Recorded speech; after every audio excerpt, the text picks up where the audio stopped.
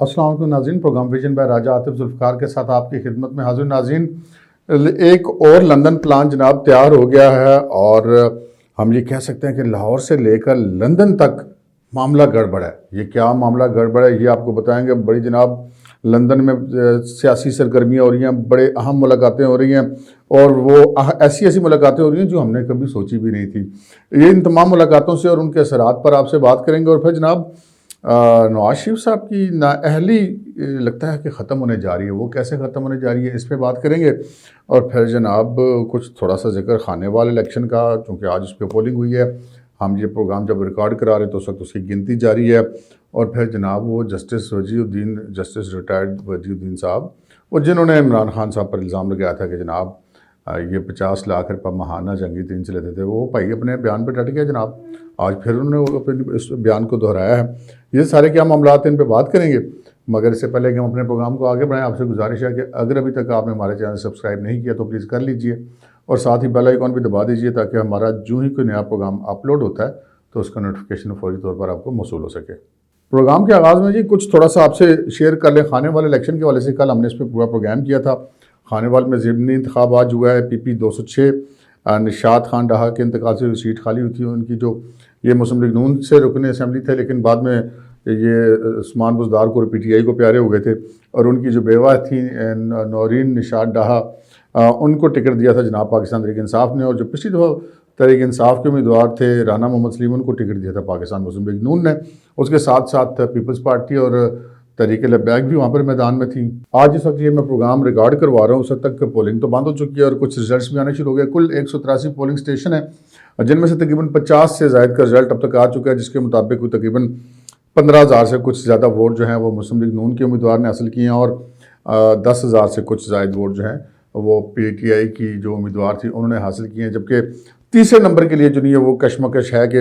کبھی تھوڑی سی تحریک لبیک آگے ہو جاتی ہے، کبھی پیپلز پارٹی آگے ہو جاتی ہے، لیکن بہرحال مقابلہ جو ہے وہ مسلم لیگ نون میں اور پی ٹی آئی میں ہے۔ اب تک کے جو ٹرینڈز ہیں اس کے مطابق مسلم لیگ نون جو ہے وہ 4,500 ہزار ووٹ کی برتری لیے ہوئے ہے، اور امید ہے کہ رات 11-12 بجے تک یہ رزلٹ جو ہے وہ سامنے آ جائے گا۔ الیکشن کے رزلٹ جو ہیں وہ اسی طرف اشارہ کر رہے ہیں جو ہم نے آپ سے کل بات کی تھی کہ اگر پاکستان پیپلز پارٹی زیادہ ووٹ لینے میں کامیاب ہوتی ہے، یعنی کہ نیچے سے، تو پھر اس کا مطلب یہ ہے کہ وہ پی ٹی آئی کو اس کا نقصان ہوگا، اور پاکستان تحریک لبیک اگر ووٹ زیادہ لینے میں کامیاب ہوتی ہے تو اس کا نقصان مسلم لیگ نون کو ہوگا۔ تو ابھی تک سچویشن کچھ اسی طرف جاری ہے، اور مسلم لیگ نون جو ہے وہ ابھی تک لیڈ کرتی ہوئی دکھائی دے رہی ہے۔ پر فائنل رزلٹ ابھی چونکہ آدھے بھی پولنگ سٹیشن نہیں ہوئے، تو ہم اس سے ایک چھوٹا سا ٹرینڈ تو کہہ سکتے ہیں، لیکن اس کو ہم کوئی حتمی بات اس پر نہیں کہہ سکتے۔ بہرحال جسٹس ریٹائرڈ وجی الدین، جنہوں نے جناب وہ پرسوں ترسوں ایک بڑا تعلقہ خیز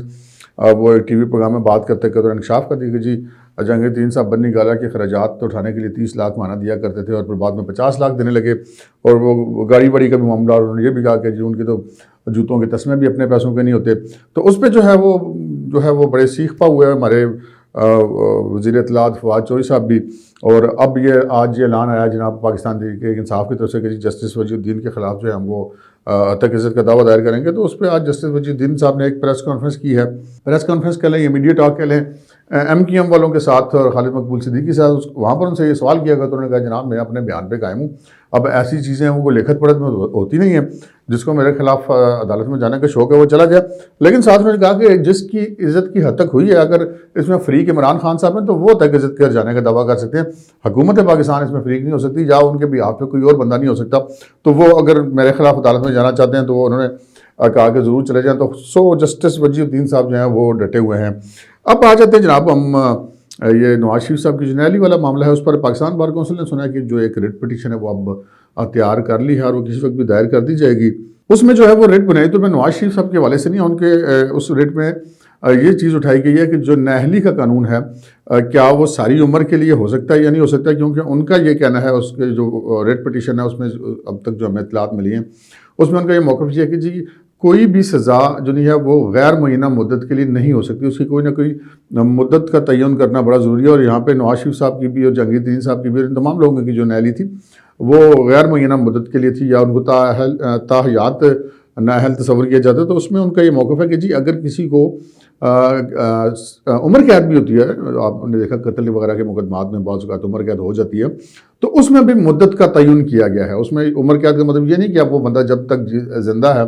تو جیل میں رہے گا، اس کی بھی ایک مدت کا تعین ہے، اور اس تعین کے بعد وہ بندہ رہا ہو جاتا ہے اگر اس وقت تک وہ زندہ ہو. تو لہٰذا نااہلی بھی ہو سکتی ہے، وہ کوئی سال 2 سال کے لیے بھی ہو سکتی ہے، ایک ٹرم کے لیے ہو سکتی ہے، 5 سال کے لیے ہو سکتی ہے. تو اس کے مدت کا تعین کرنا ضروری ہے. اور اگر یہ پٹیشن جو ہے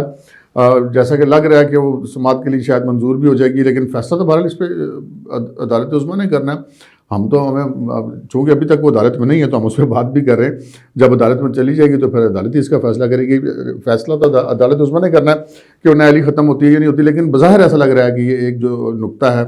اور اس میں بہت سارے حوالہ جات بھی دیے گئے ہیں، ایک بہت بڑی ٹیم اس کو تیار کر رہی ہے. اور اس میں یہ کوئی نواز شریف صاحب کی حمایت کے لیے نہیں کی جا رہی، اوور آل ایک پٹیشن فائل کی جا رہی ہے. تو اس میں شاید اس کا فائدہ جو ہے وہ نواز شریف صاحب کو پہنچے گا. اب بات کرتے ہیں جناب، وہ ہم نے جو شروع میں بات کی تھی کہ جناب معاملہ گڑبڑ ہے، ایک لندن پلان پارٹ 2 آ رہا ہے.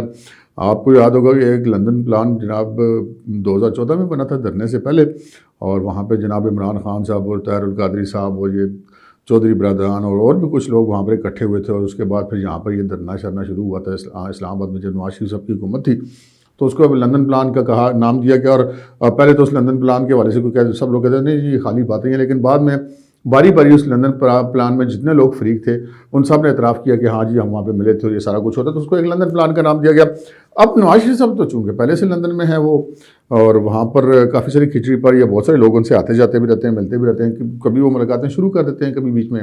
رک جاتے ہیں، کبھی ان کی ہیلتھ ایشوز کی وجہ سے یا کسی سیاسی چال کی وجہ سے. لیکن اب جو وہاں پہ ایکٹیویٹی ہے وہ جناب بڑی قابل ذکر ہے. ایک تو آج یہ ہوا کہ آرمی چیف نے کال کی جناب چودھری پرویز الہی صاحب اسپیکر پنجاب اسمبلی کو، اور انہوں نے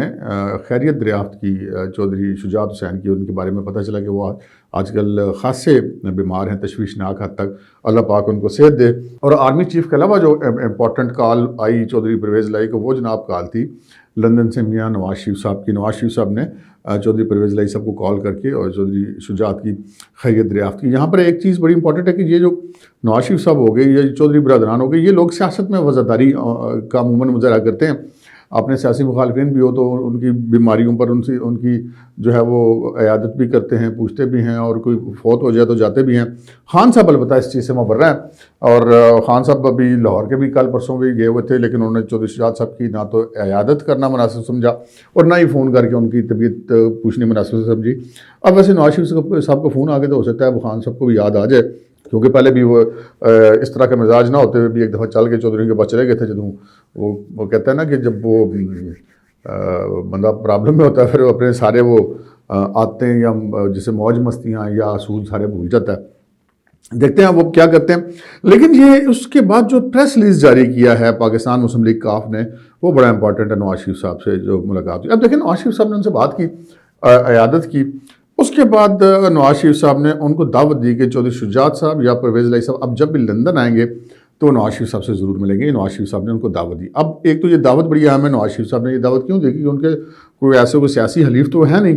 اور سیاست میں خالی وزاداری تو ٹھیک تھی، وہ خیریت دریافت کرنے کے لیے فون کیا، یہ ایک وزاداری تھی، سیاسی وزاداری تھی. ایک بنیادی ایک بینگ انسان کو ایسے ہی ہونا چاہیے. لیکن یہ جو ان کی دعوت دینا کہ اب آپ لندن آئیں گے تو مجھ سے ملیں گے، جبکہ پہلے بھی تو یہ لندن آتے جاتے رہتے ہیں چودھری برادران. کوئی نواز شریف صاحب تو وہیں پر تھے لیکن کوئی ملاقات شات والا معاملہ نہیں تھا. لوگ یہ امپورٹنٹ بات تھی. لیکن اس سے بھی زیادہ امپورٹنٹ بات یہ ہے کہ یہ لائن پاکستان مسلم لیگ نون نے اپنی پریس ریلیز میں بھی لکھی ہے کہ جناب نواز شریف صاحب کو، آرمی چیف صاحب کا فون آیا، نواز شریف صاحب کا فون آیا، اور نواز شریف صاحب نے چودھری برادران کو لندن آنے پر ملاقات کی دعوت دی. یہ پریس ریلیز میں یہ چیز لکھنے کا مطلب یہ ہے کہ چودھری جو ہیں وہ حکومت کو بتانا چاہ رہے ہیں کہ جناب یہ ہونا سی جاواں گے تو ملیں گا. تو یہ ایک تو یہ ہے لندن سے وہ ایک جسے کہتے ہیں نا کہ وہ جو دیگ رکھی ہے اس کی خوشبو ادھر تک آنی شروع ہو گئی ہے پاکستان میں. دوسرا ایاز صادق صاحب جو وہاں پہ ملاقات کرنے گئے تھے، اور ہم نے یہ سنا تھا اور آپ کو بتایا بھی تھا کہ جناب سردار ایاز صادق صاحب اسپیکر مسلم لیگ نون کے مرکزی رہنما نواز شریف صاحب سے ملے. 2 ملاقاتیں وہاں پر لندن میں ان کی ہوئیں. ایک تو وہ ایک فائل لے کے گئے تھے جس میں پی ٹی آئی کے اراکین اسمبلی کی 22 سے 30 تک مختلف تعداد بتائی جا رہی ہے کہ ان کی لسٹیں تھیں،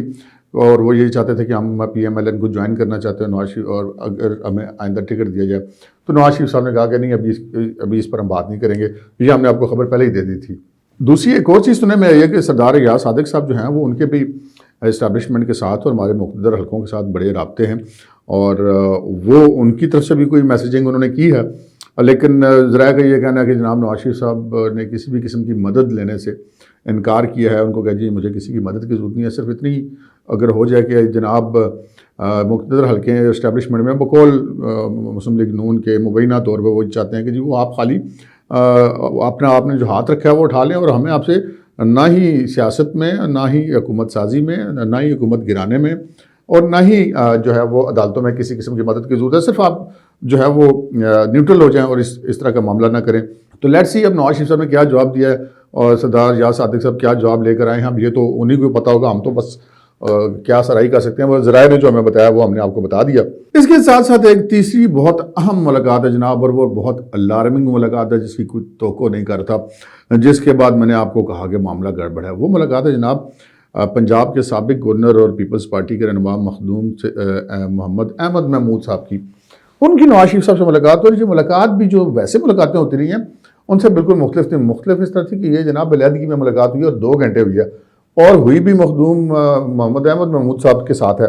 اب محمد احمد محمود صاحب صرف گورنر پنجاب یا پیپلز پارٹی کے رہنمائی نہیں ہیں سابق، ایک تو وہ جناب جہانگیر ترین صاحب سے بھی ان کی بڑی قریبی عزیز داری ہے،